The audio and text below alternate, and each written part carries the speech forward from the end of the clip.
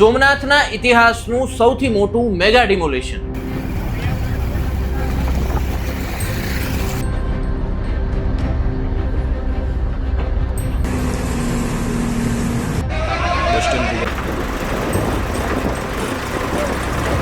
ધાર્મિક સ્થળો પરના દબાણો દૂર કરાયા.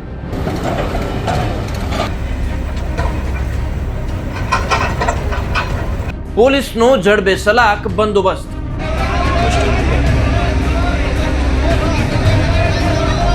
સિત્તેર જેટલા લોકોની કરાઈ અટકાયત. નમસ્કાર, આપ જોઈ રહ્યા છો અવર રાજકોટ અને હું છું આપની સાથે ભાવેશ.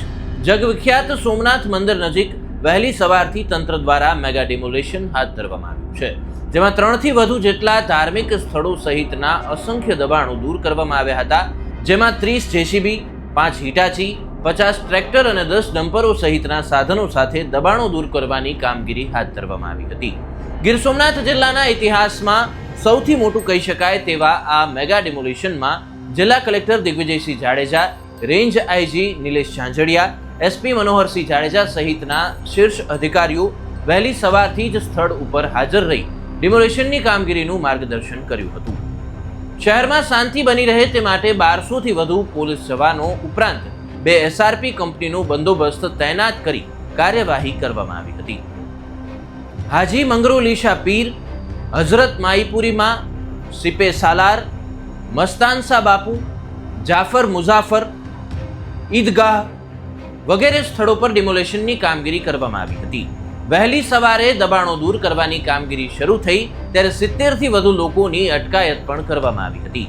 આ કામગીરી વેળાએ વહીવટી, રેવન્યુ, વીજ, પીડબ્લ્યુડી સહિતના સંબંધિત વિભાગોના અધિકારીઓ અને સ્ટાફને પણ સ્થળ પર તૈનાત કરવામાં આવ્યા હતા.